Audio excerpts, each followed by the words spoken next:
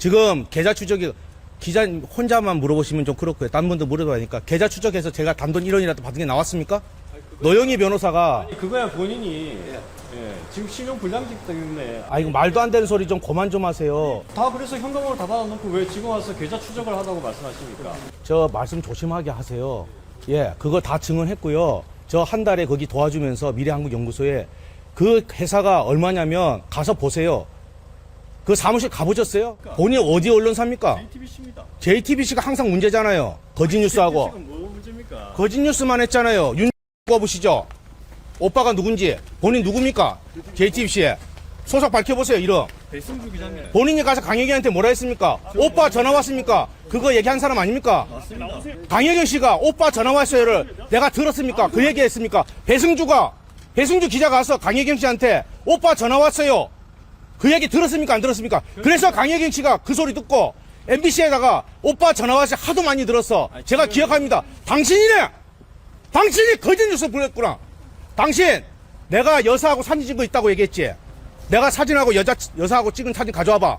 있어! 그런 적 당신이 거의 거짓 보도 했잖아! 아니 아까 세비 문제가 그걸 그렇게 말도 안 되는 소리 하고 있니? 당신이 가짜뉴스 다 포착했잖아! 명태균 씨가 좀 조사를 받고 난 다음에 태도가 좀 바뀌었거든요. 약간 득이양양 해가지고 나오셨는데 그 이유는 저는 검찰 들어가서 확인했다고 봐요. 검찰이 질문한 거 보니까 돈 문제만 일단 해결이 될 것 같으면 내가 이거 어떻게 피해갈 수 있겠는데 당신이 정치자금법 위반만 조사하니까 이 사람이 자신감을 가진 거야. 그리고 또 저는 주목해야 될 게 명태균 씨의 변호인도 주목을 해야 됩니다. 이분이 국민의힘 소속으로 출마하셨던 분이잖아요. 네. 정치인이잖아요. 메신저 여권가의 메신저 역할을 할 수 있다고.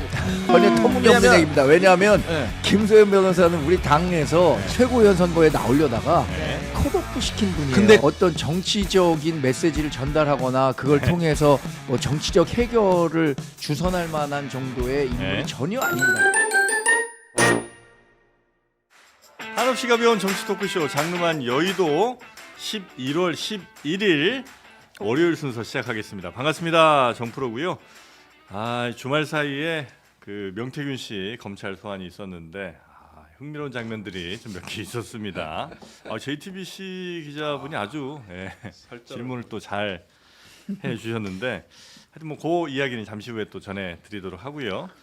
오늘 어떻게 저 사탕이나 초콜릿 좀 받으셨는지 한번 여쭤보겠습니다. 우리 정광재 대변인님 어서 오십시오. 예, 안녕하세요. 정광재입니다. 네. 저는 뭐 이런 날에 큰 의미를 두지 않습니다. 그렇습니까? 그래서 근데 과거에 제가 네. 언론사 부장할 때는 알아서들 줬는데 제가 신경 안 써도 이 신문에 변화가 생겨서 그런지 이제 알아서 들어오는 거는 없네요. 빼빼로가 이렇게 책상 한 켠에 좀 쌓였었는데 예전에 한 켠에 쌓인 정도가 아니라 굉장히 많았었던 걸로 그래요? 기억하는데 역시 이 사람은 자기 타이틀을 던져봐야 그 진가가 나오는데 광야로 나와야. 네, 광야로 나와야 이제 그러니까 그거는 정광재 대변인한테 온 게 아니고 그 자리에 온 거였군요. 그렇다고 봐야겠죠. 그렇다고 봐야 되겠죠. 아니 소통관에 대변인님 자리에 가면 혹시 있지 않을까요? 없어 지금 없는 거 같고. 기자들이 제일 싫어하는 정치인이 누군지 아세요? 기자 출신 정치인이에요. 아직도 자기가 선배인 줄 알아. 그 한번 여기까지 얘기하겠습니다. 국민의힘 출입 기자들에 한번 저 무작위 아니면 무기명 설문조사 한번 돌려보십시오. 제가 얼마나 친절한 결과 보고 싶지 않아요. 자 그리고 민주당 소통위 국민소통위의 강성필 부위원장님 반갑습니다. 네, 반갑습니다. 강성필입니다. 네. 그래서 한 2개 정도 받으신 걸. 저 방금 알았습니다. 네. 빼빼로데이. 그렇습니까? 저희 어머니 아버지 결혼기념일인데 어머니 아버지 사랑합니다. 대방출. 결혼을 이날 하셨어요? 네. 아유 축하드립니다. 네. 그래서 또 우리 강성필 부위원장님이 나올 수 있었던 거 아니겠습니까? 뭐 불행인지 행운인지 모르겠지만 아유. 아직까지는 뭐 행복해 하시는 것 그리고 같습니다. 왕자님이에요, 왕자님. 네, 효자 네. 강성필 부위원장님 그리고 설전 변호사님. 네, 안녕하세요. 네 반갑습니다. 네. 오늘도 구독 좋아요 또 메시지 그러니까 하실 거죠? 여러분 꼭 좋아요 부탁드립니다. 구독보다 더 중요한 건 뭐라고요? 좋아요. 좋아요. 네. 근데 조금 변명 같지만 11월 11일의 의미가 네. 한 2015년 뭐 이때쯤까지는 굉장히 막 빼빼로. 선물을 하고 그랬는데 네 맞아요.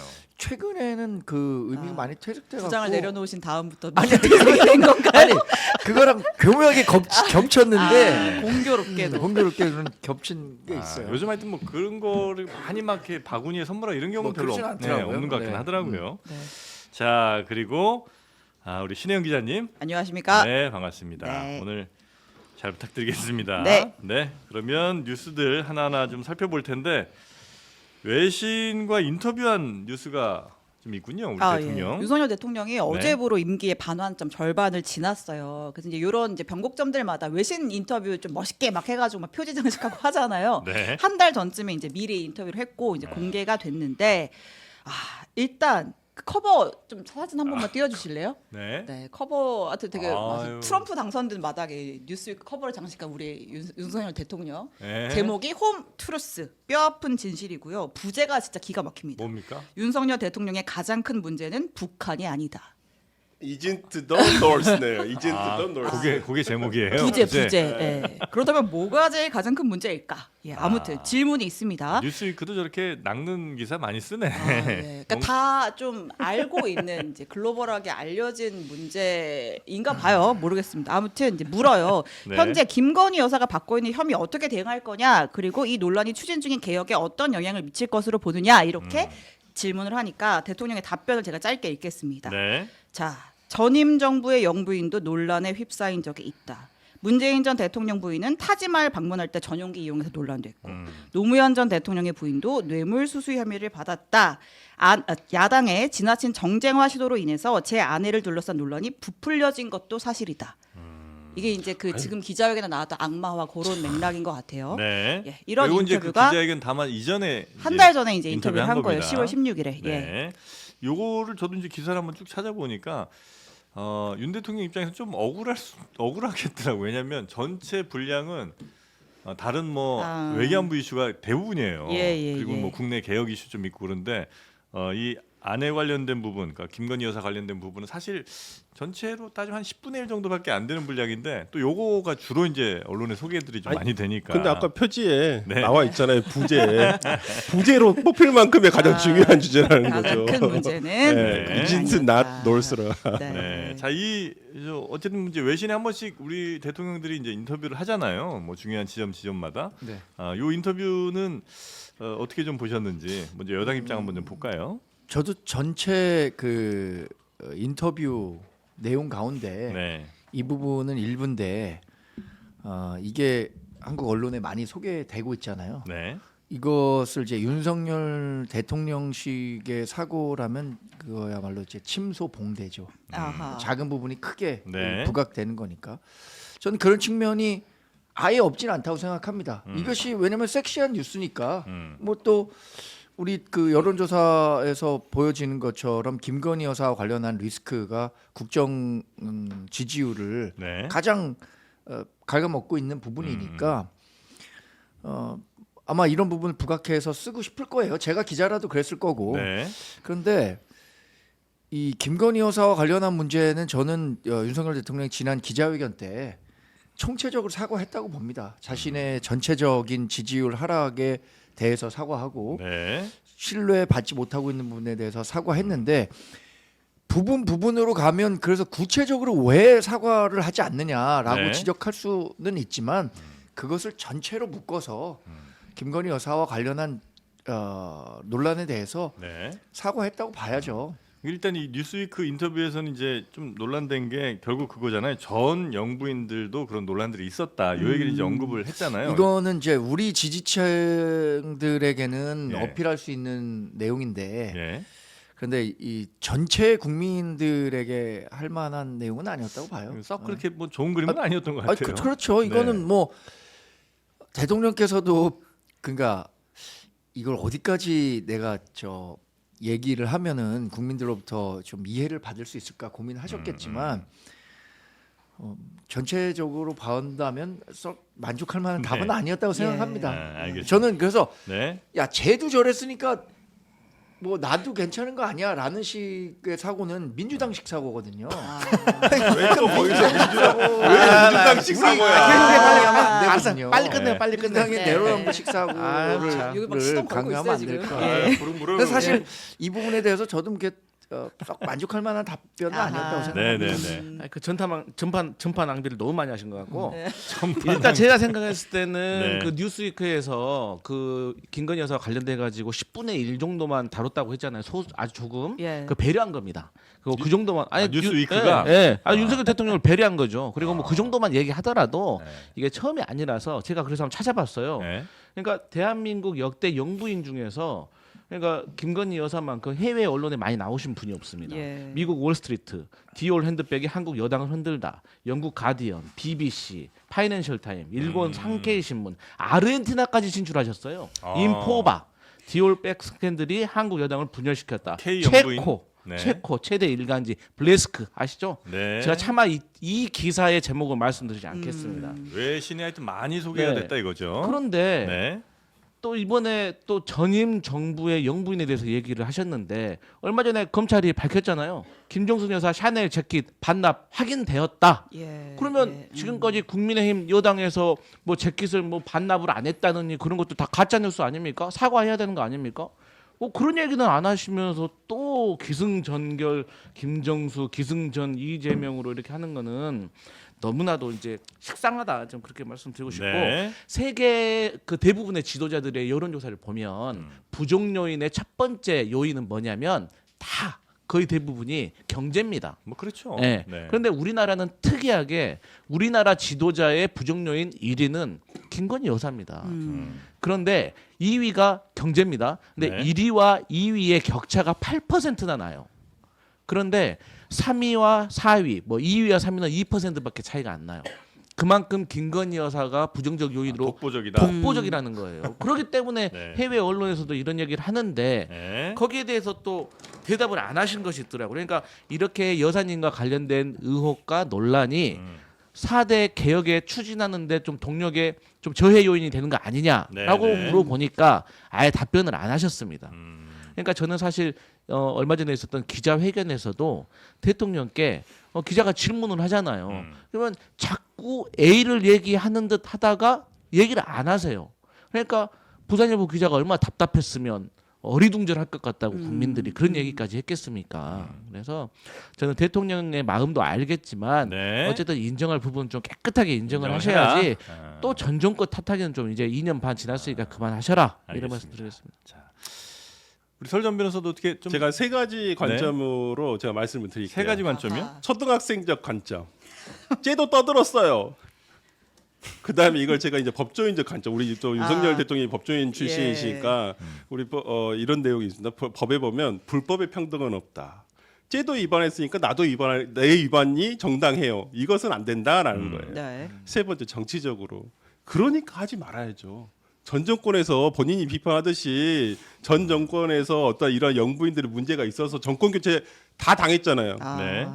노무현 대통령 다음에 정권 교체됐죠. 문재인 대통령 다음에 정권 교체됐잖아요. 그럼 본인도 이렇게 문제가 있었으니까 정권 교체될 거라는 것을 본인이 예고하고 있다라는 세 가지 관점으로 말씀드리고 싶습니다. 네. 자 이렇게 뉴스위크와의 인터뷰 간략하게 한번 좀 짚어봤고요. 아, 근데 외신 인터뷰에서 전 영부인도 그랬거든요. 약간 이렇게 홍보를 하는 건가요? 모르겠습니다. 자, 아무튼 그래서 이제 지난주에 대통령 기자회견 이후에 네. 지지율이 계속 이제 나오고 있잖아요. 이제 금요일에 갤럽이 나왔고 오늘 리얼미터 나왔는데 어쨌든 리얼미터는 20%선을 유지하긴 했는데 역시나 리얼미터 기준 최저치를 기록했고 그래서 어떠한 후속 조치가 이어질 거냐가 관건이잖아요. 대통령실에서 인적 쇄신 얘기가 나오는 것 같아요. 네. 일단 앞서 그 김건희 여사 라인으로 지목이 됐던 이제 강훈 전 비서관 있죠. 원래 이제 한국관광공사 사장 후보로 네, 이제 네, 됐는데 자기가 이게 논란이 되고 하니 내가 자진 사퇴하겠다라고 해서 입장을 밝혔고 네. 이제 플러스 비서실장 행안부 장관 교체설이 있어요.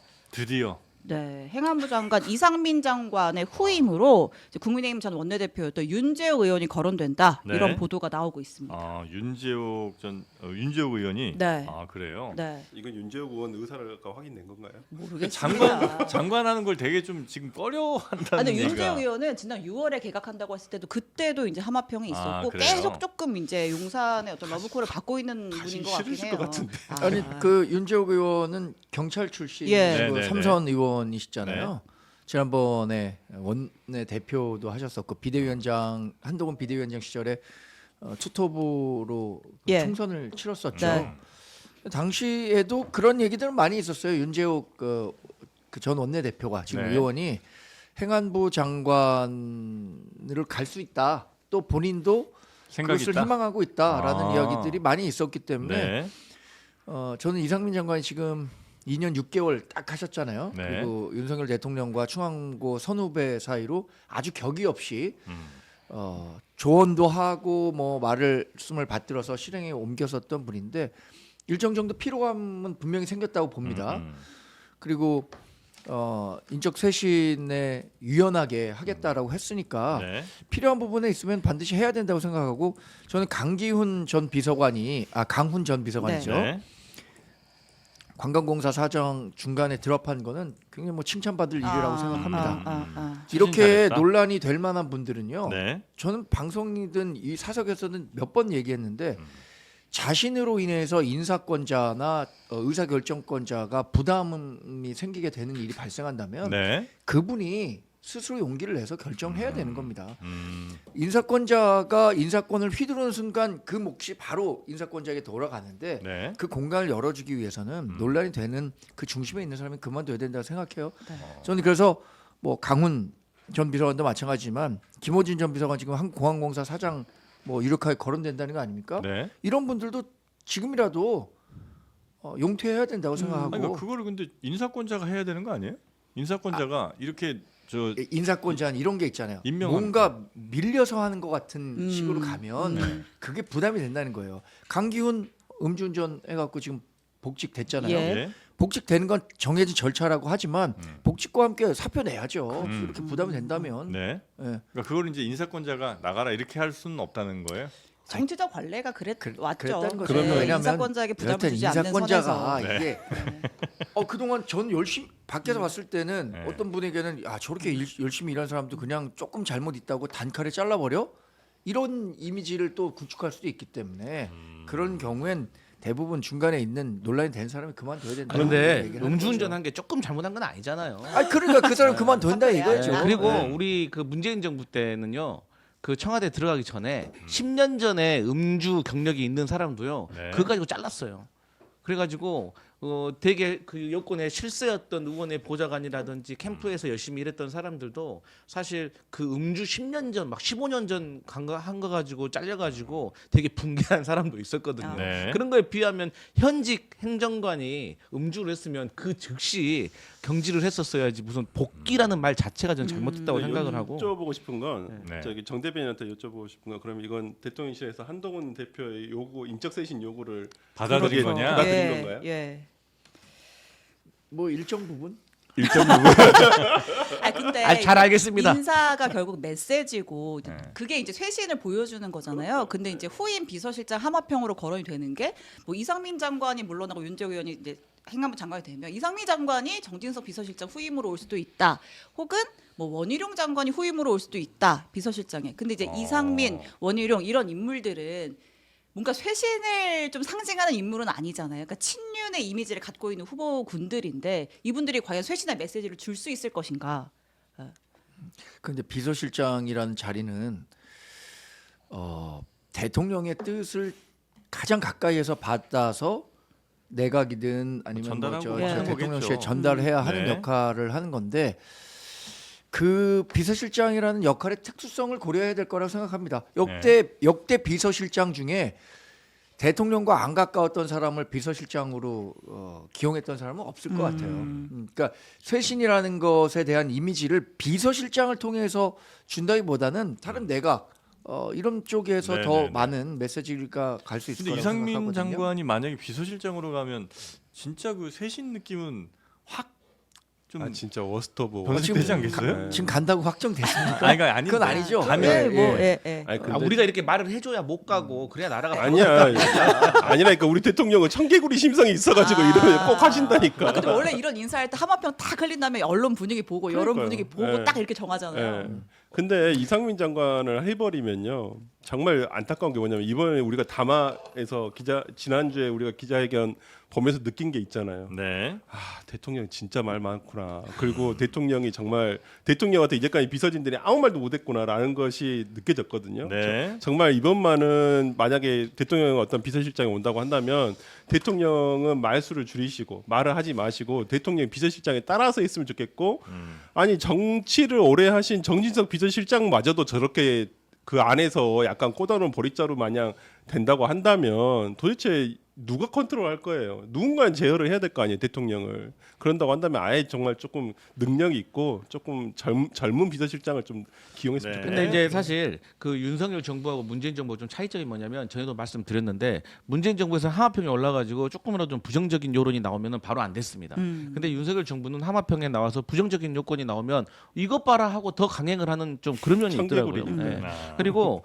이상민 그 행안부 장관을 비서실장으로 쓰시고 싶었다면 네. 저 같으면 전략적으로 이태원 참사가 벌어졌을 때 그때 경질을 했을 겁니다.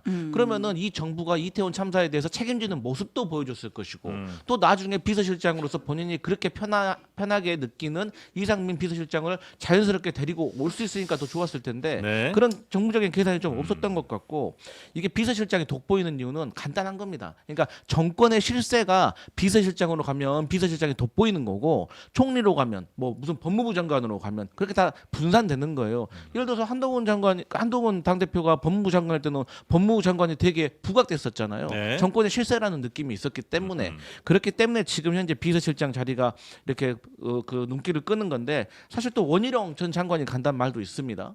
그런데 결론은 뭐냐면 지금 인적 쇄신을 통해서 국민들께 뭔가 달라지고 있다는 메시지를 주려면 이걸 두 가지가 있는데 첫 번째는 숫자로 전면 전폭 개각을 하는 건데 이게 현실적으로 쉽지가 않잖아요. 인사청문회에서 네. 또 안 좋은 여론이 나올 수 있으니까 그러면 깜짝 인사로 해가지고 메시지를 주는 건데 윤재옥이라든지 원희룡이라든지 이상민이라든지 이분들은 너무나도 이렇게 얼굴이 지금 팔려 있는 상태라서 이게 어떤 깜짝 인사하고 어떤 쇄신을 줄 수 있을지가 좀 알겠습니다. 비서실장 관련해서 하나만 질문. 네. 그 여기 두 분 말고 이제 이상민 장관, 원희룡 전 장관 말고 그 옛날 새누리당 이정현 전 대표가 또 비서실장 후보로 하마평에 있잖아요. 한동훈 대표 입장에서는 당정 소통을 할 때 비서실장이 연결고리가 되는데 네. 이 후보군들 중에서는 누가 좀 그나마 선호할 만한 인물이에요?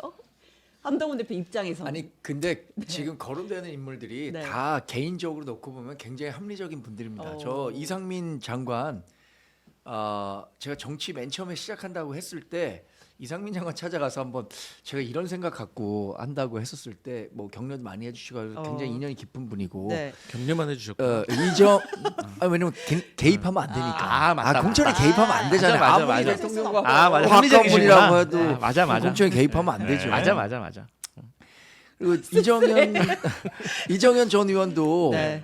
사실 굉장히 훌륭한 분이에요. 어떤 호남에서 네.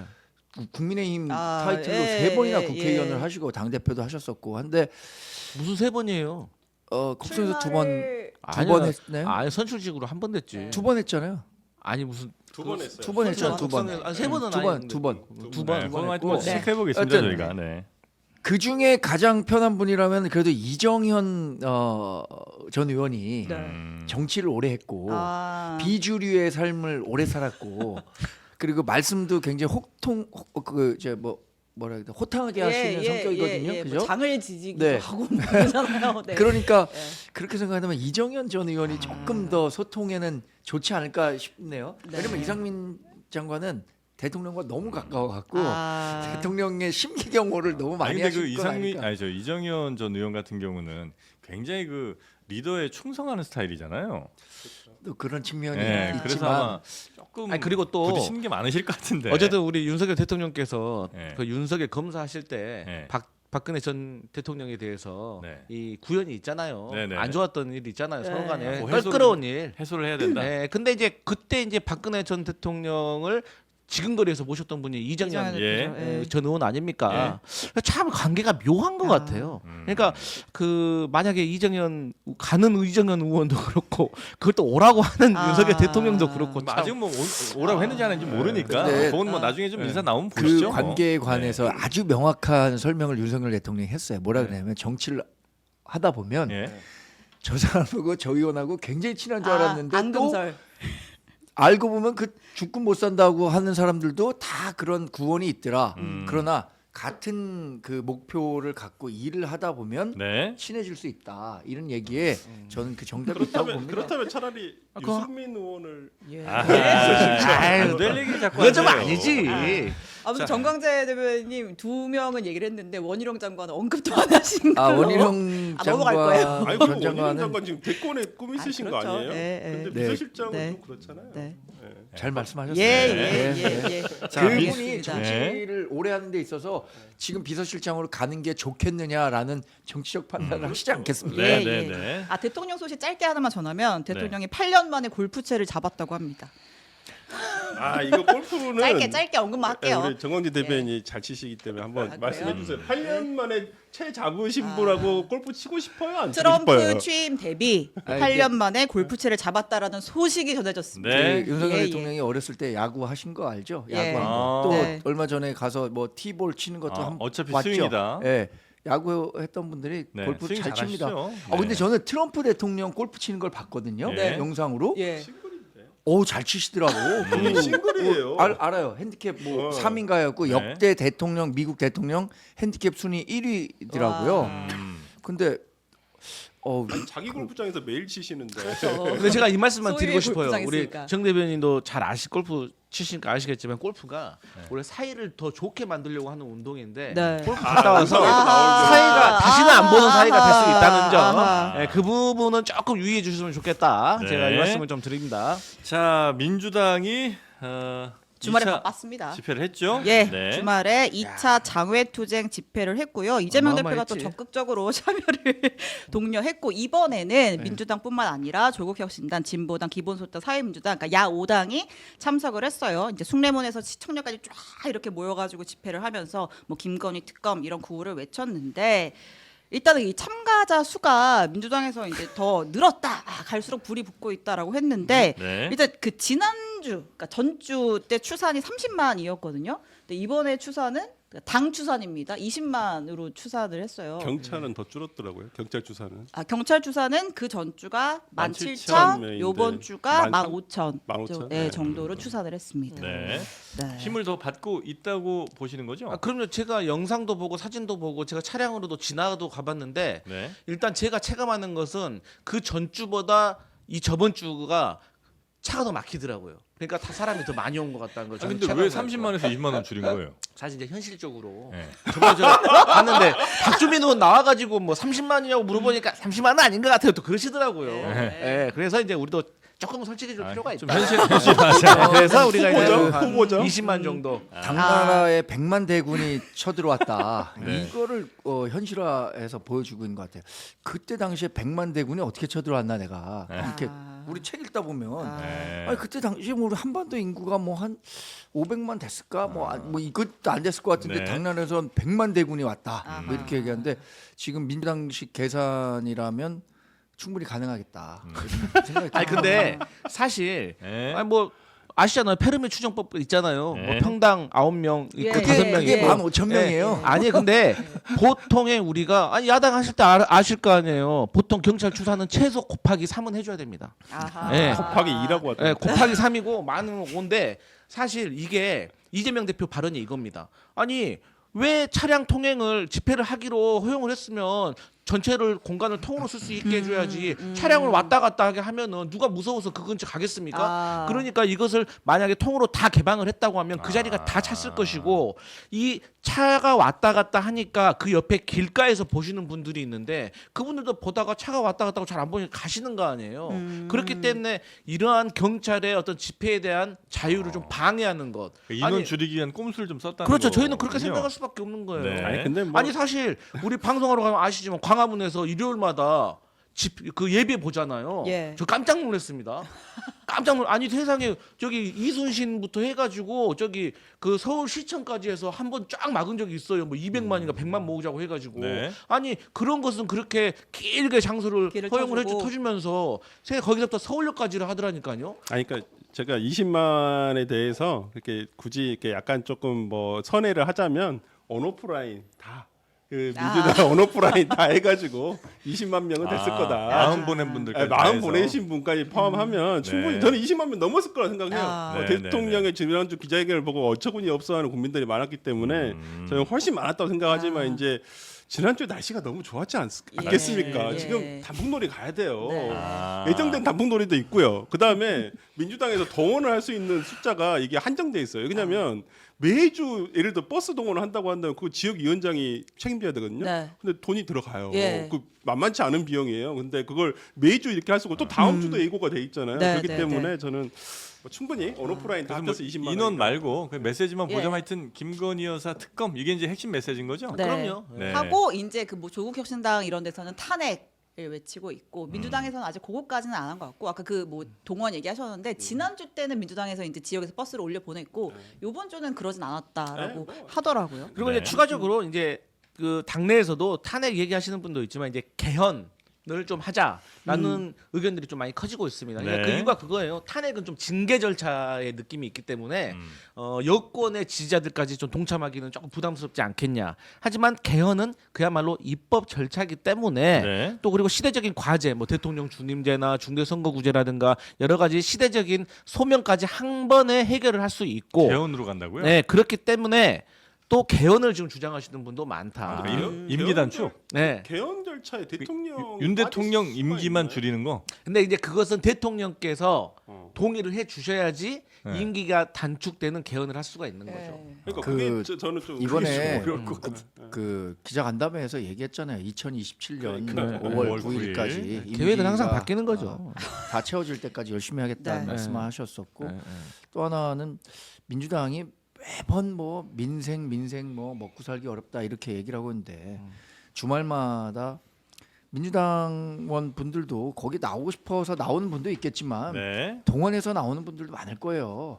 그런 분들 생업에 종사하고 아니면 뭐 주말을 맞아서 좀 여가 활동을 또 지키고 해야 되는데 그거 못하게 하고 거기 집회 나오라고 계속하면 그게 아 요즘은 뭐 나오란다고 다 안 의미가 나가요. 있습니까? 나가고 더군다나 싶으니까 나가는 거지. 이 지금 민주당이 주말마다 하는 이 집회의 진정성, 순수성 이런 것들이 많이 훼손돼 있어요. 그러니까 지금 이재명 대표가 누구보다 정치적 그 리스크가 현실화되고 있다는 걸 잘 알고 있는 상황에서 네. 이런 부분을 종합적으로 고려해 갖고 윤석열 대통령 또 정권 흠집내기에 몰입하고 있는 상황에서 중간에 있는 사람들 전혀 동요하고 있지 않습니다. 이 집회의 순수성과 이거에 대해서 의심하고 정치적 목적이 너무 강하다. 네. 이렇게 하기 그러니까 때문에 대통령 쉽게 인기가 낮은 사람들이- 건 사실이지만 네. 그렇다고 지금 민주당의 이런 야외 장외 집회에 이렇게 마음을 줄 만한 사람들이 많지는 그렇죠. 않은 것 같다. 그게 2016년과 지금의 다른 상황이죠. 네. 네.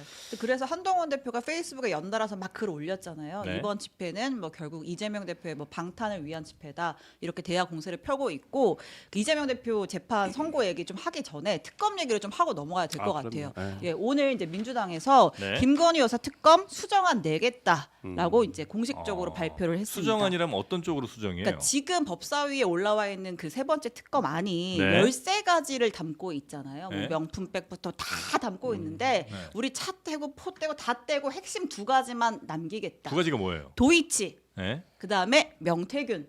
잘했네. 네, 이 2가지만 남겨놓고 우리가 특검법 수정안 발의하겠다. 이걸로 가지고서 네. 우리가 이제 법사위 14일에 하고 본회의까지 빠르게 가겠다라는 입장이고 그다음에 이제 국민의힘이 절대 못 받겠다고 했던 대통령도 막 위원이다 뭐라 막 얘기를 했었던 그러니까 민주당이 추천하는 거 그래 그러면 제3자가 추천할 수 있게 하겠다. 아, 이거 우리가 이만큼 양보하겠다. 승부수를 던진 거죠. 그러니까 받아라. 이거 민주당이 굉장히 잘한 거예요. 네. 저도 항상 얘기했지만 확실한 것부터 하고 나머지 의혹에 대해서는 조금씩 아직 시간 많아요. 대통령 재임 기간 중에 있는 것도 있기 때문에 저는 이걸 한꺼번에 할 생각하지 말고 이거 하나씩 잘라서 하면 된다. 네. 근데 특히나 도이치모터 사건과 그다음에 김건희 여사 이번 명태균 씨 사건 같은 경우는 뭐 지난주 좀 이따 우리가 얘기를 하겠지만 남은 부분은 수사가 돼야 될 부분은 김건희 여사의 개입 부분이에요. 네. 이게 수사가 돼야 되거든요. 명태균 씨 말은 이제 의미가 없어요. 이미 녹취가 다 나왔기 때문에 개입을 했다 본인의 입으로 본인의 육성으로 김건희 여사가 개입한 부분이라는 개입이라는 단어를 써가지고 분명히 나왔기 때문에 그러면 이 부분에 대해서 이제 상대방 개입을 했다고 추정이 되는 김건희 여사에 대한 수사만 하면 되거든요. 네. 그렇기 때문에 저는 이 두 가지로 한정해서 하고 그다음 추천 부분도 네. 뭐 저는 그 부분 민주당이 참 전향적으로 이렇게 방향을 튼 거에 대해서는 굉장히 잘한 거다. 네. 요거 안 받기가 조금 아니 그런데 이게 예. 지금 세부적인 내용이 공개되지 않았는데 네. 예를 들어서 제3자 추천 특검을 추진하겠다라고 하는 게 네. 지난번 최상병 특검처럼 네. 추천하되 무제한 비토권을 민주당이 아. 갖는다. 이렇게 되면 다시 원점으로 돌아가는 거죠. 그럼 갖기 음. 어려워지는 건데 음. 이 제3자 특검법에 대해서 얼마나 전향적인 입장을 냈는지가 중요하다고 생각하고요. 네. 또 하나 저는 김건희 여사의 특검이 정말로 가능한 수준까지라면 도이치모터스 주가 조작과 관련한 특검은 일정 정도 우리 당이 고민해 볼 수도 있겠다라고 생각이 오. 들어요. 왜냐하면 이것은 불기소 처분한 것에 대해서 이거 법원의 판단도 받기 전에 검찰이 무조건 불기소할 사안인가라는 부분들에 대한 의혹이 있기 때문에 네. 이런 점까지는 가능한데 예를 들어서 명태균 씨의 공천 개입과 관련한 것들을 국민의힘이 동의해서 특검을 가자. 이거 누차 말씀드리지만 공천이라는 것은요. 고도의 정치적 판단이 집결된 행위입니다. 정치적 행위인데 여기에 외부의 어떤 그 사법적 시각으로 들어와 갖고 다 들여다보기 시작하면 굉장히 복잡해져요. 예를 들어 민주당에서 있었던 비명 행사 공천 그것도 법적 관점에서 한번 들여다본다면 네. 무지하게 많이 뭐가 문제가 될 겁니다. 그래서 저는 정치의 사법화가 굉장히 큰 문제라고 생각하는데 네. 공천마저 이렇게 사법적 그 판단을 갖고 들이대기 시작하면 그때서부터 정치라는 영역이 설 자리가 없어질 거라고 생각합니다. 그러면 10월 22일 날 한동훈 대표는 왜 그 국민이 9대 1로 원하는 이슈라고 그렇게 특검법에 관련해서 얘기를 하셨어요? 아니 그러니까 이거 말씀하신 것처럼 그렇게 복잡한 문제인데. 그 9대 1의 이슈라는 거는 김건희 여사를 둘러싼 논란이지 네. 사법적 문제가 그러니까 아니에요. 김건희 여사를 둘러싼 논란 중에서 가장 핵심적인 거 두 개를 제가 추렸잖아요. 그러니까 도대체 어느 장단에 맞추라는 건지 아니, 그러니까 너무 그것이- 많다고 해서 두 개로 줄여준다고 해도 안 해. 그럼 3자가 특검하자고 해서 그래 그럼 3자가 하쇼라고 해도 이것도 안 해. 그럼 도대체 뭐 그러니까 본인들이 하시란 말이에요 좀. 아니 그러니까 얘기하잖아요. 우리가 지금 기다리다가 몇 3자 달을 추천 기다리다 한 거 아니에요. 특검법안에 대해서 네. 민주당이 계속해서 무제한 비토권을 갖고 있느냐 안 갖고 있느냐 이게 굉장히 관건이 될 것이고 이 범위를 좁힌다면 명태균 씨와 관련한 거 말고 도이치모터스 주가 조작과 관련해서만이라면 그러면 받아들일 수 있겠다. 이건 아직까지 뭐 저의 개인적인 네. 생각입니다만 네. 그렇게 생각한다는 거죠. 그러니까 민주당에서 차라리 그렇게 했으면 좋겠어요. 그냥 만들어서 제출하지 말. 그러니까 이거 따를 거야 안 따를 거야 이렇게 하지 말고 각 당, 그러니까 뭐 개혁신당이든 뭐 예를 들어서 뭐 이 기타 제 야당들 있잖아요. 조국혁신당이든 뭐 국민의힘이든 다 같이 모여서 이 부분에 대해서 딱 논의를 하자. 그 범위도 논의, 그러니까 다 열어놓고 범위와 제3자 추특권과 어떤 법안의 내용에 대해서 다 합의를 하자. 아하. 열어놓으면 그 국민의힘이 안 들어갈. 아니요, 얘기를- 안 들어가요. 지금 한동훈 대표 보세요. 과거 최혜병 사건만 아니, 그러면 그 특검만 이제- 봐도 아니, 그러니까 본인이 하겠다고 해놓고서 지금 얘기를 안 하고 있잖아요. 아니, 그래서 우리가 또 민주당도- 안을 만들었으니까. 아니 민주당도 근데 그렇게 하는 제스처라도 보여야지. 정치니까 이게 아. 정치니까 의회에서 하는 거니까. 그 설명자가 얘기한 그 제스처를 지금 민주당이 보였어요. 네. 이제 박찬대 원내대표가 이제 오늘 아침에 그렇지. 민주당은 수사 대상, 특검 추천 방식 모두 다 열어놓고 협의할 용의가 있다. 한동훈 대표도 안을 내라. 그러면 우리가 진지하게 그래, 협의하겠다. 나는 그게 맞다. 그러니까 이거 맞습니다. 원래 네. 협상을 할 때는 다 각자 자기 안을 가지고 가는 거예요. 네. 이거 한 명만 안을 가지고 가는 것은 검토 보고서를 제출하는 거지. 이건 뭐 국민의힘에서 조금 더 네, 적극적으로 아니 나오는 이 게- 내용이 어떤 내용까지를 담고 있는지가 네. 파악하시고. 파악이 돼야 될 것 같아요. 아, 왜냐하면 근데 네, 그 네. 대국민 담화 이후에 이 특검은 진짜 못 받는다라는 기류가 또 강해진 건 맞아요, 당내에서? 정말 못 밟는다라는 기류가 강해졌 건 아니라고 생각합니다. 아, 아니에요. 네. 그러니까 도대체 뭐 뭐, 수사권은 가능할 것 같아요. 일부와 관련해서 이게 어느 정도 수준에서 논의할 수 있는 건지에 대한 가능성은 열려 있는 거지. 특검은 무조건 안 돼. 예. 이건 아닌 것 같아요. 네. 아. 당내 분위기는 그렇다는 거죠. 당연히 무조건 안 된다는 아니라 이거죠. 네, 알겠습니다. 자, 그리고 주말 사이에 명태균 씨 두 번 요 얘기 하기 전에 네. 이재명 대표 재판 얘기까지만 살짝 하고. 이재명 대표. 네, 이번 주에 1심 선고 있잖아요. 공직선거법 살짝 어떻게 결과 전망하세요? 저는 네. 뭐 아침 방송에도 하고 왔지만은 네. 150에서 200만 원 사일 거다. 만약 유죄가 나온다면. 근데 네네. 금액도 구체적으로 네, 나오네요. 네, 네. 그러니까 저는 네. 솔직히 김문기 씨 부분은 뭐 김문기 씨 유족들에게 죄송하지만 하여튼 뭐 그 부분은 조금 사람의 기억 문제라서 네. 좀 유죄로 판결하기는 좀 그렇지 않나라는 생각이 들고 개인적으로 네. 법조인으로 그냥 법조인으로서 판단해 보면 그리고 백현동 부분은 조금 애매해요. 제가 볼 때 이재명 대표한테 유리한 부분이 좀 많이 없어 보여요. 그러니까 제가 봤을 때는 공무원들의 어떤 증언, 네. 당시의 공문 뭐 이런 것들을 해봤을 때 뭐 이재명 대표는 압박을 그렇게 협박으로 표현하는 거라고 하지만은 그걸 그대로 조금 받아들이기 조금 쉽지는 않을 것 같아서 무죄가 되긴 조금 힘들 것 같다는 생각이 들고 유죄가 되더라도 저는 이제 최종적으로는 뭐 이 재판과 관련해 가지고 최종적으로는 뭐 대법원까지 가더라도 뭐 상실형이 나올 것 같지는 않다. 선거권 피선거권 상실형이 나올 것 벌금 같지는 100만 않다. 원 미만으로 나온다. 그러니까 1심에서 뭐 150이 나오건 때리면? 200이 나오건 아. 2심에서 저는 줄어들 거라 생각합니다. 근데 사실 그게 당연한 게 결론은 따지면 이게 쟁점이 기억이 안 난다라는 거잖아요. 사실 윤석열 대통령도 얼마 전에 그 음성 녹취 명태균 씨하고 음성 녹취 나왔는데 기억이 안 나신다고 하시잖아요. 그리고 대통령실 관저 관련해 가지고 21g 그 자격도 없는 업체를 누가 선정했냐고 물어보니까 대통령실 김호진 관리관도 기억이 안 난대요. 또 뭐 정진석 그 비서실장도 모른대요. 아니 여권은 그렇게 모른다, 기억 안 난다 그런 걸 다 이해해주면서 왜 이재명 대표는 기억이 안 난다는 걸 안 믿어주는 거예요. 그래서 저는 이것은 뭐 제 개인적인 생각이지만 어쨌든 다음 유력한 대선 주자 29% 나온 유력한 대선 주자에 대해서 어떤 대장동이나 뭐 성남 FC나 뭐 그런 몇 천억대 이권과 관련된 뇌물 수수가 아닌 그야말로 말과 관련해서 꼬투리를 잡아서 다음 대선에 못 나가게 하려는 것 이거야말로 정치 공세다 저는 그렇게 봅니다. 네. 자, 여당 입장도 물어봐요. 우리는 뭐 당연히 네. 뭐 150만 원에서 200만 원 이상의 저 벌금형이 나올 거라고 하셨는데 당연히 벌금형이 나올 거라고 생각하는데 네.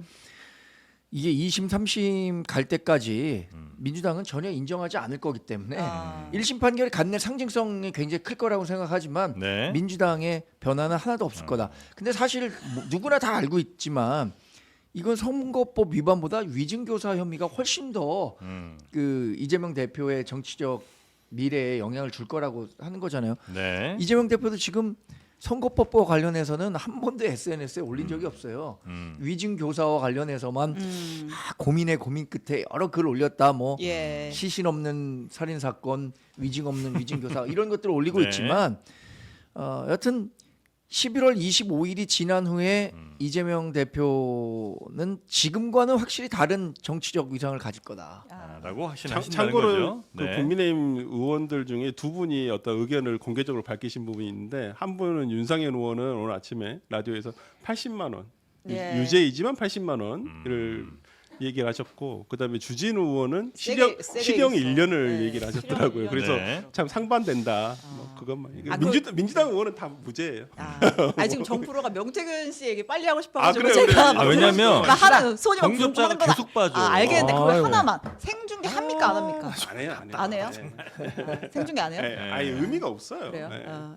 알겠습니다. 넘어갈게요. 네, 빨리 갑시다. 네, 네. 이게 듣고 싶어가지고 지금 주말 사이에 이 명태균 씨의 네. 이 이제 저도 조사받고 나와서 한 얘기에 꽂혔습니다. 정프로가. 네. 네, 아주 아니, 뭐 제일 확연히 재밌었잖아요. 달라진 그 영상도 한번 보고 가는 거죠. 영상 당연히 보고 봐야죠. 갑니다. 지금 그리고- 바로 볼까요 그러면? 네, JTBC 기자와 또 이게 있었잖아요. 네, 바로 보여주세요. 네. 네, 영상이 일단 어떤 거냐면 저는 왜 답답했었고 왜 재밌었냐면 그 시작 전에 막 기자들 물어보잖아요. 검찰 조사 받고 나와서. 근데 기자분들이 물어보는데 나 약간 좀 그게 답답했어요. 예를 들면 대통령 담화 보셨냐, 어떠셨냐, 예. 뭐 대통령 부부에게 혹시 하실 말씀이 이게 무슨 뭐 질문할 수는 있지만 네. 난 이게 그 사람 본인이 검찰에서 어디 밖으로 언론 나온 삽니까? 사람 세워놓고 할 질문은 지금- 아니었던 것 같거든요. 맥가이버들 많더만. 그러다가 이제 JTBC 기자가 이제 뛰어든 거죠. 그러면서 네. 이제 기자회견이 아니라 그 인터뷰가 굉장히 좀 흥미로워졌는데 그 네. 장면 혹시 지금 준비가 됐죠? 네, 준비된 장면을 한번 보도록 하겠습니다. 본인이 조금 더 준비해야 돼? 네. 네. 조금 더 준비하자. 바로 들려주시나요? 네, 그래서 지금 자, 영상 계좌 한번 추적이- 가겠습니다. 기자 혼자만 물어보시면 좀 그렇고요. 다른 분들 물어봐야 하니까 계좌 추적해서 제가 단돈 1원이라도 받은 게 나왔습니까? 노영희 변호사가 그거야 본인이 지금 신용 불량직 때문에 아 이거 말도 안 되는 소리 좀 그만 좀 하세요. 다 그래서 현금으로 다 받아놓고 왜 지금 와서 계좌 추적을 하다고 말씀하십니까? 저 말씀 조심하게 하세요. 예, 그거 다 증언했고요. 저 한 달에 거기 도와주면서 미래한국연구소에 그 회사가 얼마냐면 가서 보세요. 그 사무실 가보셨어요? 요 다음에 이제 뭐가 또 이어지냐면 그 사무실 가보셨냐? 그랬더니 가봤어요. 그랬더니 몇 평이에요? 그래서 아, 몇 평인지 어떻게 알아요? 그랬더니 몇 평인지 알지도 못하면서 말이야 그런 얘기 하냐고. 근데 사실 그건 말도 안 되는 거잖아요. 몇 평인지가 왜 중요해? 그러니까 이게 네. 계속 무슨 얘기를 했냐면 막 뭐 공천 개입이요? 내가 뭐 국민의 한 사람으로서 추천도 못 합니까? 내가 뭐 너스레 떤 겁니다. 막 이런 식으로 본인의 해명을 막 해요. 네. 근데 이제 명 씨가 그랬잖아요. 내가 뭐 단돈 하나라도 받은 거 있으면 그게 문제지. 계좌 추적해봐라. 근데 우리가 아시다시피 명태균 씨는 신용 불량자예요. 그러니까 현금으로 받았단 말이에요. 현금으로 받았는데 무슨 계좌 추적을 하라는 거야?라고 하면서 이제 기자가 물어보죠. 거기 이제 기자가 물어본 거죠. 예, 신용 불량자니까 했더니 이제 거기서 이보세요. 말도 안 되는 소리 그만하세요.라고 거기서 하면서 막 급발진합니다. 네, 급발진이 시작이 되면서 이제 네. 그 이후의 상황까지 한 번 더 좀 들어볼게요. 예. 본인이 어디 언론사입니까? JTBC입니다. JTBC가 항상 문제잖아요. 거짓 뉴스하고. 뭐 문제입니까? 거짓 뉴스만 했잖아요. 윤 보시죠. 오빠가 누군지. 본인 누굽니까? JTBC에. 소속 밝혀보세요. 이름. 배승주 기자님. 본인이 가서 강혜경한테 뭐라 했습니까? 오빠 전화 왔습니까? 그거 얘기한 사람 아닙니까? 강혜경 씨가 오빠 전화 왔어요를 내가 들었습니까? 그 얘기했습니까? 배승주 기자가 와서 강혜경 씨한테 오빠 전화 왔어요. 그 얘기 들었습니까? 안 들었습니까? 그래서 강혜경 씨가 그 소리 듣고 MBC에다가 오빠 전화 왔어요 하도 많이 들었어. 제가 기억합니다. 당신이 거짓 뉴스 보냈구나. 당신 내가 여사하고 사진 찍은 거 있다고 얘기했지. 내가 사진하고 여사하고 찍은 사진 가져와봐. 있어. 당신이 거의 보도 거짓 보도 했잖아. 아니 아까 세비 문제가 그걸 그렇게 말도 안 되는 소리 하고 있니? 당신이 가짜 뉴스 다 보셨잖아. 예. JTBC는 허위 보도를 한 사실은 없고요. 그러니까 이제 현장에 나가 있는 이제 2명의 기자가 있는데 좀 헷갈린 것 같아요. 이제 배 기자가 있고 또 윤모 기자가 있는데 네. 아무튼 이제 과거에 이제 저희가 이제 보도를 했을 때 그 오빠 카톡이 나왔을 때 명태균 씨가 처음에 사실 거기에 대해서 친오빠도 아니다 이 얘기를 그거 왔다 갔다 했었죠. 예, 그러니까 거기에 대해서 계속 본인의 진술이 바뀌는 것을 두고 네. 이제 마치 이제 보도가 허위 보도인 것처럼 이렇게 좀 항변하고 있는 그런 장면까지 저희가 보고 왔습니다. 그러니까 일단 이 사람이 어디서 한번 그 요즘 표현으로 긁혔다 혹은 이제 당황했다. 예. 그게 이제 그 계좌 한번 보라고 막 나 이런 한 장 받은 적 없다 이 얘기를 할 때 아니 신용불량자. 계좌 추적을 어떻게 하냐 뭐 계좌로 돈이 안 가고 현금으로 현금 갔는데, 받았으면서 예. 요 얘기하면서 사실 이거 당연히 해야 될 질문이고 네. 그런데 그 질문 받으면서 이제 막 당황한 거죠. 당황하니까 사람이 당황하면 막 이렇게 화를 내잖아요. 자기 뭔가를 숨기려면.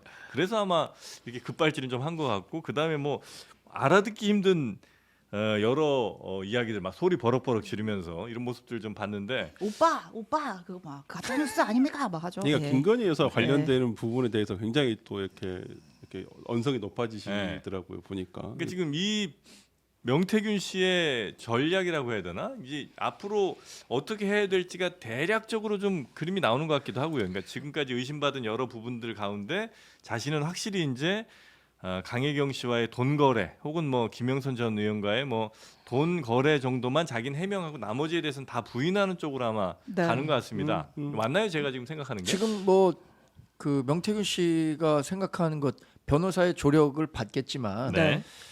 가장 낮은 수준의 처벌을 받으려면 정치자금법 위반 이것만 수사 받아서 네. 대략 뭐 구속은 안 되는 상황으로 좀 가려고 하는 게 아닌가 싶고 나중에 뭐 더 간다면 무슨 사기나 뭐 이런 쪽으로 가면은 뭐 이제 처벌 수위가 더 높아질 수 있으니까 네. 그런 부분에 집중하는 것 같아요. 그러니까 자신이 김영선 전 의원과 했었던 돈 거래에 그 대한 소명을 충분히 한다면 네. 자기는 뭐 구속이 안 될 수도 있겠다라고 생각하시는 것 같은데 지금 대략의 분위기는 구속이 불가피한 수준으로 간 거 아닌가. 증거인멸 왜냐하면 같은 것도 예, 좀 증거인멸에 했고. 대한 우려가 굉장히 네. 크기 때문에 지금 다 제출하지 않고 있잖아요. 네. 지난번에 그 어느 법조인 출신 정치인이 했던 얘기 중에 뭐 선소에 불태우러 간다 휴대폰 예. 네, 네, 이런 네, 네. 것들은 당장 구속될 수 있는 사안인데 왜 저런 얘기를 하고 있는지 모르겠다. 증거인멸 스스로 막 네. 의지를 뭐 얘기했으니까. 한탄했었던 네. 적도 있는데 하여튼 명태균 씨가 약간의 이게 자기가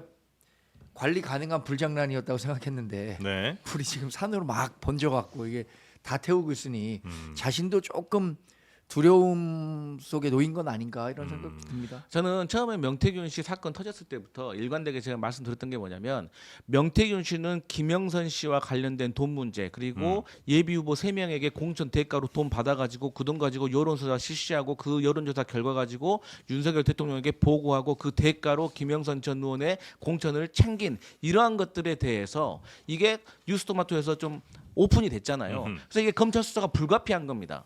그렇기 때문에 네. 여기에 대해서 대통령 부부에게 네. 구조 요청을 해왔던 거예요. 근데 구조 요청을 하고 있는데 옆에서 대통령과 자기의 관계도 잘 모르는 어떤 대통령실의 참모라든가 요건의 참모들이 쉽게 말해서 계속 막 뭐 사기꾼 허풍쟁이 하니까 화가 나가지고 자기 뭐 위신은 있고 자기 체면 살리려고 막 센 말들을 했던 거예요. 그런데 그 말들이 다시 화살에서 돌아와서 자기가 이제 구속되게 생기고 정말로 문제가 심각하게 커지고 대한민국이 흔들려가지고 온 국민의 주목을 받자 검찰도 이제 가만히 내버려둘 수가 없고 그러한 과정 속에서 대통령을 망신 줘버렸잖아요. 오빠 무식 철없는 뭐 이런 얘기 나오면서 네. 지 마누라 막 얘기 꺼내면서 그러다 보니까 검찰에서도 태도 바뀌니까 이분이 다시 태도가 저는 이제 무서운 상황에 내가 처해졌구나 지금 너무 내가 오버했구나를 뒤늦게 후회하고 다시 어쨌든 로키로 저는 대통령실과의 어떤 구조 요청을 지금 물밑 거래를 하고 있는 것이 아닌가 그러한 과정들 속에서 제 개인 추측입니다만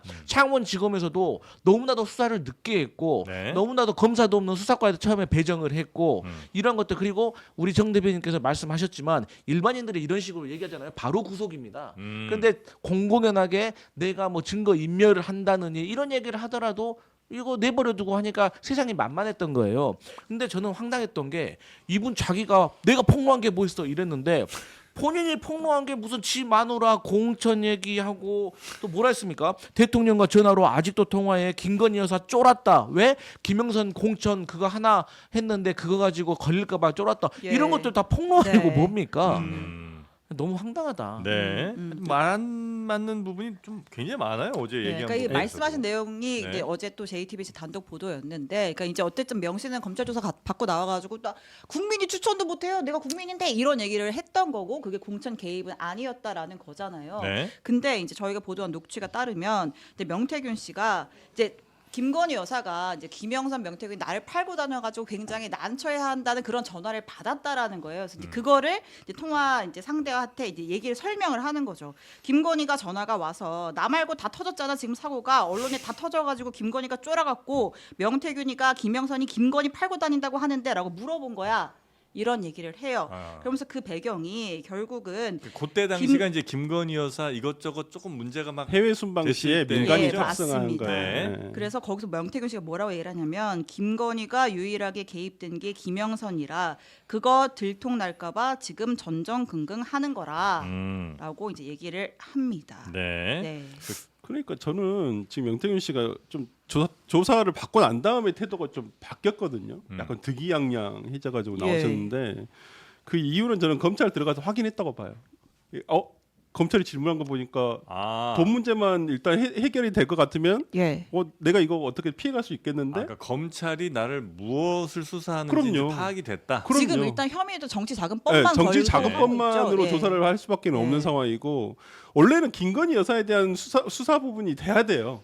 지금 그 부분이 돼야지 더 이제 중요한 부분들이 나오고 그다음에 그때 얘기했던 여론조사 비용의 대가성 문제라든지 그다음에 지방선거 공천자들의 어떤 대가성 문제라든지 아니면 그게 사기인지 아닌지 이런 부분에 대해서 밝혀져야 되는데 지금 그런 부분이 수사가 안 되니까 당시에 근데- 정치자금법 위반만 조사하니까 이 사람이 자신감을 받은 것 같아요. 근데 지방선거 그때 출마자 이 국민의힘 지방선거 예비 후보자 중 한 명은 명태균 씨한테 돈 준 이유가 공천 대가라고 진술했다고 해요. 네. 그러니까 그러면 사기가 될 수도 그리고 있죠. 예. 또 저는 주목해야 될 게 명태균 씨의 변호인도 주목을 해야 됩니다. 변호인 예. 예. 김소연 변호사요? 네. 이분이 국민의힘 소속으로 출마하셨던 분이잖아요. 네. 정치인이잖아요. 아니 그럼 그러니까- 강혜경 씨 변호인 노영희 변호사는 아니 제가 말씀드리고 싶은 거는 네. 이분이 가운데서 저는 어떤 메신저 여권가의 어떤 메신저 역할을 할 수 있다고 봐요. 전 전혀 터무니없는 왜냐면- 얘기입니다. 왜냐하면 네. 김소연 변호사는 우리 당내에서 네. 지난번에 당대표 선거에서 최고위원 선거에 나오려다가 네. 컷오프 시킨 분이에요. 근데 그런 네. 분이 그러면 우리 언론에 대고 당에- 대통령의 그 미담이라고 말합니까? 우리 당에 네. 어떤 정치적인 메시지를 전달하거나 그걸 네. 통해서 뭐 정치적 해결을 주선할 만한 정도의 인물이 네. 전혀 아닙니다. 그건 좀 오버해서 아니, 판단하신 거예요. 근데 그분이 검찰 들어갈 때 인터뷰 보셨잖아요. 아 저는 어느 변호인이 갑자기 명태균 씨 검찰 조사에 동석 그 배석하러 들어간 변호인이 갑자기 대통령이 뭐 국민의 의견을 청취했다는 미담이라고 그런 얘기를 합니까? 아니, 그거보다는 A를 물어보는데 이제 B를 얘기한 거예요. 그거보다는 더 눈에 띄었던 건 그런 거죠. 네. 이 공천 개입과 관련해서 하려면 뭐 대통령실도 조사해야 되고 이준석 예. 의원도 조사해야 되고 뭐 네. 이런 식의 얘기를 한 게 오히려 이 문제가 더 비화되면 결국엔 자유로울 수 있는 정치인 별로 없다라는 식의 어떤 메시지를 전달하려고 했던 거 아닌가라는 생각을 했거든요. 뭐 미담이니 뭐 이런 것들은 큰 의미 없는 발언이라고 네. 생각해요. 아 근데 이 김소연 변호사가 당과의 연결고리는 뭐 끊겼을지 모르겠지만 용산과의 연결고리가 있다 뭐 이런 얘기도 나오잖아요. 그러니까 이분이 소속된 로펌이 이제 그 아 그렇죠. 예. 황해- 아니, 씨? 근데 그것도 네, 황우여 황우여 전 비대위원장이 아. 근데 또 속한 총리서울까지 또 돌고 네, 있어가지고 네, 네, 네. 예. 로펌에 있는 네. 건데 이게 김소연 변호사가 좀 독특한 캐릭터라는 건 다들 알고 계신 거고 이분이 명태균 씨가 변호사들을 여러 물색을 했잖아요. 예. 뭐 최진영 변호사한테도 찾아가서 좀 해달라고 했는데 최진영 변호사가 안 하겠다, 예. 못하겠다. 김소연 변호사 그래서 모르시는 분들이 좀 많은 것 같은데 혹시 사진 있으면 구해서 하나 좀 띄워주시고. 아. 네, 하여튼 그래 김소연 변호사가 네, 예전에 네. 국민의힘 후보로도 나왔었고 지금 현재 용산과 좀 친한 거 아니냐 아니, 얘기가 있다는 거죠. 용산과 네. 그렇게 그 아니 그걸 어떻게 소통하는 확신하냐고요. 그런 건 아니 근데 저 아닙니다. 개인적인 네. 생각은 이 이준석 대표에 대한 사감이 엄청 많아요. 반감이. 그건 그래요. 김소연 예. 김소연 변호사가 네. 그래서 이준석 대표에 대한 뭔가 이걸 좀 알아보고자 본인의 김소연 어떤 변호사가 심- 이준석 대표 시절에 아마 뭐 당협위원장에서 잘렸거나 뭐 이런 일이 지금도 있었을 제가 겁니다. 알기로는 예. 대전- 달림은 영창으로라는 예, 대전 출마할 그 때 플랜카드를 달림은 영창으로. 그게 한가위 메시지였는데 아, 달림은 그 영창으로 사람이군요. 그거예요. 네네네네. 그래서 이준석 대표 그 구원이 있고 네. 황우여 그 전 비대위원장이 있었던 로펌에는 가서 주도적인 역할을 하는 건 아닌 걸로 알고 있습니다. 아니 뭐 어떤 게 주도적인 역할인데요? 아니 예를 들어서 뭐 파트너 변호사라든가 이런 게 아니라 아, 어쨌든 야당이 보기에는 네. 그분이 검찰 출두할 때 그 보였던 그 미담이라든지 그런 황당한 소리라든지 그런 것들은 충분히 용산의 시그널을 줘가지고 메시지 역할을 할 수 있다 그렇게 의심은 할 수 있다 아. 저는 그렇게 근데 보입니다. 지금 뭐 네. 여러 장면에서 보여진 게 전형적인 그 조력자로서의 변호인의 모습은 아니었죠. 야, 뭐 예. 자신이 플레이어로 막 그렇다고요? 나서려는 듯한 모습을 본인이 보이면서 주인공이야. 그러니까 본인이 온 사람하고 막 막말로 싸우고 예. 반말로 싸우고. 아, 뭐 첫날은 말도 훨씬 길게 했어요.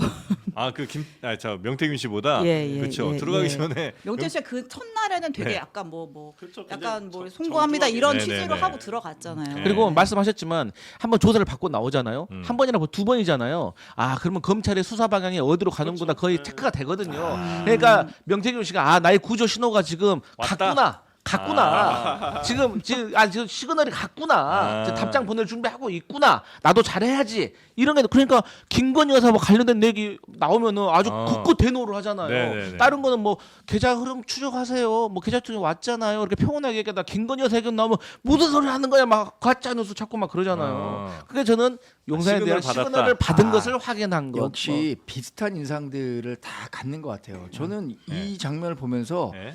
이재명 대표가 지난번에 구속영장 그 발부 받으러 갔을 때 네. 주제에 충실합시다. 우리. 들어갈 때는 거의 죽는 상황으로 들어갔거든요. 나 이번에 진짜 구속영장 발부돼서 진짜 끝났구나 이랬는데 중간에 나왔을 때는 표정이 너무 밝은 거예요. 그래서 왜 그럴까? 왜 그럴까 했더니 네. 본인 변호사니까 가서 판사랑 얘기해 보니까 이 판사가 나를 구속시킬 생각을 하구나라고 정말 그때 당시 한번 살펴보세요. 이거는 진영이 물론 좀 달라서 네. 등단하셨어요? 색깔이 있었지만 웹소설로? 웹소설로 그때- 등단하셨어요? 그때 살펴보십시오. 여튼 민주당에서 보실 때는 확실히 명태균 씨가 지금 받았어요. 지금. 메시지를 보냈고 결국 그 메시지를 답장을 검찰을 조사를 통해서 받은 거고 왜냐하면 또 그리고 요즘 확신이 찼다. 이호권 패널들의 말을 들어보면 네. 명태균 씨가 사법적으로 어떤 처리를 받을 것 같냐라는 거에 대해서 실제로 뭐 별거 없어요. 뭐 여론조사 좀 잘못한 거 뭐 그 정도로 막 끝내더라고요. 축소하는 걸 저는 느끼고 네, 있거든요. 네. 그래서 지금 뭔가 좀 구조 신호를 받고 있는 것 같다. 의심해 봅니다. 수사가 돼야 되는데. 자 네. 그러면 시간이 좀 많이 지났는데 그 검찰의 특활비, 특경비 네. 요거 이제 삭감하는 거 그거 좀 전해드릴까요? 민주당이 네. 다 삭감한다고 했습니다. 근데 그래서 이제 법무부가 또 네. 경위 소명하겠다 예. 증빙자료 제출하겠다고 했으니까 네. 그러니까 국민의 세금으로 쓰이는 돈이잖아요. 네. 그렇기 때문에 저는 뭐 이 부분에 대해 투명하게 집행이 돼야 되는 건 맞는데 정말 소위 말하는 그 특수수사라든지 이런 부분에 쓰는 것들 그런 것까지 쓸 필요는 있다고 보이거든요. 그러니까 수사 활동에 쓸 필요가 있겠죠. 있는데 그걸 이제 검찰에서 이제까지 뭐 빵 사 먹고 소고기 사 먹고 뭐 이렇게 사 먹은 부분 잘못 집행된 부분에 대해서는 네. 시정을 하고 이 부분에 대해서는 앞으로 이렇게 투명하게 집행될 수 있도록 하는 게 맞다고 제가 봅니다. 거기 들어서 짧게 법적으로 좀 해석을 해드릴게요. 이 특활비라는 것은요, 어쨌든 간에 비밀적인 수사에 쓰라고 함정 수사 그런 거에 쓰라고 있는 비용이잖아요. 맞습니다. 네. 그렇기 때문에 기재부 집행 지침을 보면 이걸 현금화해서 쓰면 안 된다고 나와 있고요. 예. 그다음에 이것을 정기적으로 배분을 하면 안 된다라고 나와 있어요. 그러니까 예를 들어서 대검에서 일선 지청이라든가 지검에다가 10억 이런 식으로 무슨 뭐 월세 주듯이 나눠주면 안 된다는 거예요. 정기적으로는 네, 안 그리고 되고. 과거에 어떤 중앙지검장은요, 이 정기적으로 받은 거를 사무실 운영비에 썼다라고 이미 밝힌 적도 있어요. 근데 사무실 운영비가 뭐 특수활동비입니까? 이건 아니잖아요. 네. 그리고 결론적으로 이게 한 번에 막 1억 5천씩, 1억씩 집행한 적도 있습니다. 그런데 거기에 대해서 내역이 없어요. 네. 그렇기 때문에 이것은 검찰총장의 일종의 검사들에 대한 통치 자금으로 쓸 수 있다는 것이 많고 또 시민단체에서도 그래서 확인해 보니까 네. 100% 중복 지급을 한 적도 있고 또 국고관리금법 시행규칙 65조를 어겼다 현금 지급으로. 그래서 이런 것들은 그러면 어긴 거에 대해서는 그러면 증빙을 해야 되잖아요. 네. 근데 증빙을 못 하겠다라고 하잖아요. 그러니까 삭감이다. 그럼 삭감이죠. 아니면 증빙을 해봐라. 네. 근데 참고로 윤석열 검찰총장 전이었던 문무일 검찰총장은 본인이 썼던 내역을 싹 공개했습니다. 자 거기까지만 이제 얘기하셨고요. 네. 뭐 요거는 뭐 네, 여야가 뭐 저도 큰 뭐 이견이 그 없으실 당연히 것 같습니다. 네. 특수활동비에 대한 증빙이 네. 더 명확하게 확실하게 이루어져야 된다 생각하고 그런데 한 가지 문제만 지적한다면 법원 예산에 대해서는 그렇게 관대하면서 검찰 예산에 그러냐. 대해서만 그렇게 뭐 법원이 까칠하게 하는 것은 특수활동하는 거 문제가 있다. 아니잖아요. 네. 알겠습니다. 하여튼 특활비 그리고 특경비를 전액 민주당이 삭감했다는 소식 전해드리면서 오늘 요 정도 마무리하면 어떨까 싶은데요. 네, 네. 이번 주 마무리하면 엄청 안 되는 뜨거울 거 것 아니에요? 같아요. 이번 마무리- 다음 주 월요일 날이 78만 원. 이제 우리 정관 대변인 뭐, 이제 불리한 하고 싶어요? 아니 78만 원 1670-2571 하나. 눈에 띄어갖고 예. 하고 싶으면 하고 넘어가겠습니다. 네, 네. 자, 여러분이 인터넷을 사용하실 때 어떤 기준으로 사용하시나요? 전에 쓰던 사람들 거 그냥 이어받아 쓰고 계시고 혹은 우리 집이 그냥 쓰던 거니까 5년 10년째 계속 쓰시는 경우가 많습니다. 맞아요. 굳이 그럴 이유가 있을까요? 3년에 한 번씩 바꿔보시면 여러분께 굉장히 많은 혜택이 돌아갈 수 있습니다. 인터넷만 그런가요? 아닙니다. 정수기도 그렇고요. 여러분이 쓰고 있는 아무 생각 없이 안 보이니까 눈에 안 보이는 유심칩 핸드폰 안에 들어가 있습니다. 요새 핸드폰 바꿔야 되는 분들 많잖아요. 이 국정쇄신입니다. 핸드폰 불태우신 분 많죠? 어디 저 산소에 묻으신 분 많을 겁니다. 그분들도 다 이제 유심칩을 교체 인터넷 비교원에서 하시면 되겠습니다. 최대 108만 원까지 혜택이 돌아가는 인터넷 비교원 상담 문의는 1670-2571 1670-2571번으로 전화하시면 되겠습니다. 오늘 오늘 외우고 불사른 다니시나 광고였다. 이거요? 네. 아이고 뭐 이런 건 외워야 수술이시네. 글이 아니 왜냐면 이게 나옵니다. 진심은 외워져요. 아. 진심이면 진심이면 네, 그냥 저절로 외워집니다. 예, 네, 알겠습니다. 여러분도 외우세요. 몇 번이라고요? 1670에 2571 700에 8282. 오늘이 그 방송 전에 네. 굉장히 눈에 띄는 댓글 못 보셨어요? 뭐죠? 정광재 대변인 잘생겨서 많이 받았을 것 같은데 저만 봤나? 빼빼로데이에 빼빼로. 아. 네. 저만 봤군요. 저는 뭐 전혀 못 봤습니다만. 국정을 논하는 와중에 그 댓글이 꽂히셨군요. 맺히지 않네요. 기자 출신 정치인. 자, 그럼 저희는 잠시 후에 아. 박선원 의원 모시고 우리나라 지금 정치지만 안보 외교가 또 굉장히 심각한 상황일 수 있습니다. 그거 한번 여쭤보도록 하겠습니다. 함께해 주신 네 분 대단히 감사하고요. 다음 주에도 뵙겠습니다. 네, 감사합니다.